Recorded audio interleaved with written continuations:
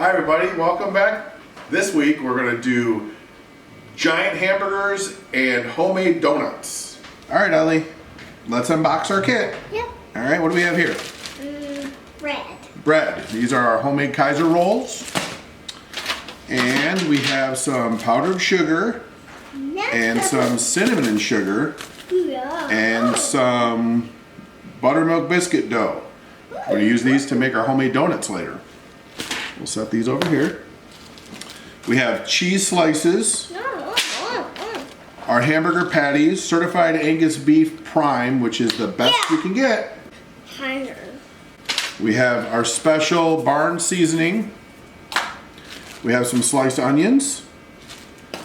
We're going to slice up some pickles, some tomatoes, and our shredded lettuce.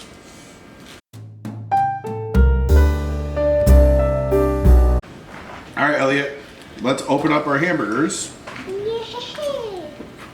These are already pattied. They're about 7 ounces each, which is almost a half a pound. 8 ounces would be a half a pound.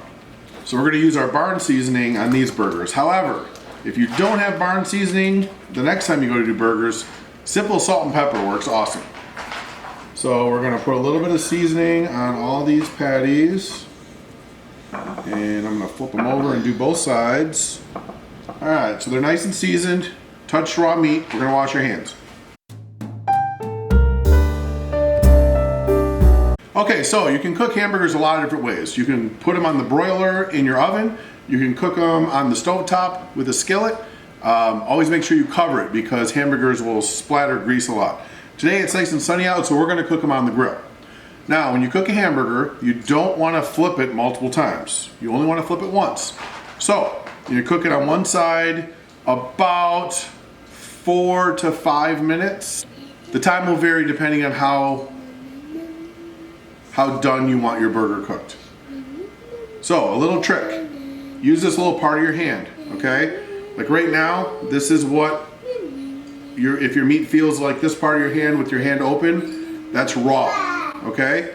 If you touch your pinky and touch that spot, it's really firm. That would be well done. The next finger in, your ring finger, that's medium, mid-rare, rare. So that's kind of a way you can tell as you feel your hand, and then you push on the meat while it's getting cooked. And if it feels, we're gonna cook our burgers medium today, so somewhere around your ring finger, you want it to be about that tense.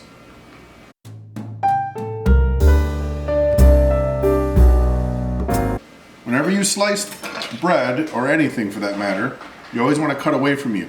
Sometimes you see people cutting buns like this. You don't want to do that because you slip and you cut your hand. So you always want to have the blade facing down towards the cutting board and your hand is on the top safe edge of the blade. And you want to let the knife do the work. So nice sawing motion. You don't want to press down and squish the bun. And then for our tomatoes, you want to cut out the little core from the stem using the tip of the knife. And then use the back edge of your finger to kind of support it and saw through the tomatoes. Nice slices. So depending on how many tomato lovers you have in your family will make you decide how many of these tomatoes you actually want to slice up. Now you have a whole pickle here.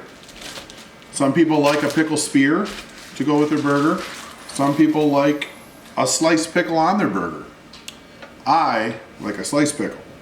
So you can cut little pickle slices like this, or you can cut them really thin if you'd rather, like that. Or you can get fancy and you can cut it on a point. And what that does is give you a little more surface area, so more pickle taste in your burger. And I saved your tears and sliced your onions for you. Let's go check on our burgers. What we're going to want to do, it's been about 3 minutes. We're not going to flip them yet. We're just going to give them a 180 turn so that we get our crossed grill marks. That's a pro tip.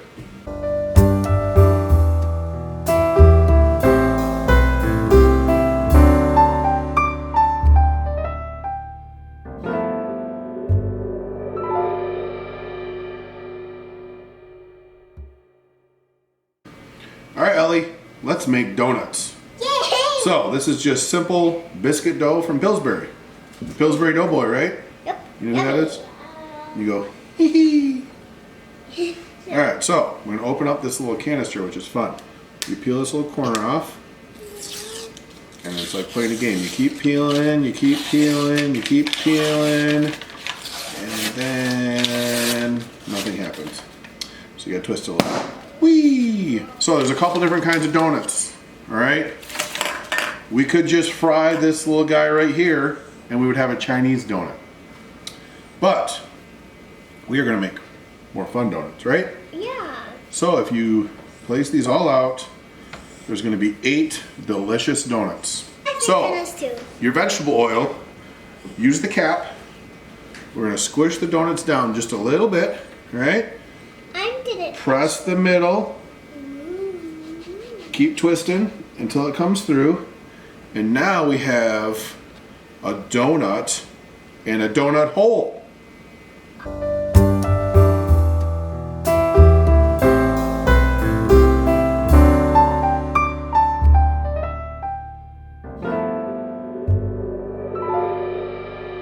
If you have a thermometer, you want to get your oil to about 325 degrees, 325 to 350.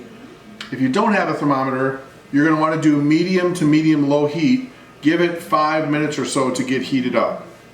So, all you got to do is take your donut and set it in the oil. It'll start bubbling, which means it's warm enough. If it's not warm enough, the dough will soak in the oil and they'll get really mushy. They don't take very long. You just want them to be golden brown.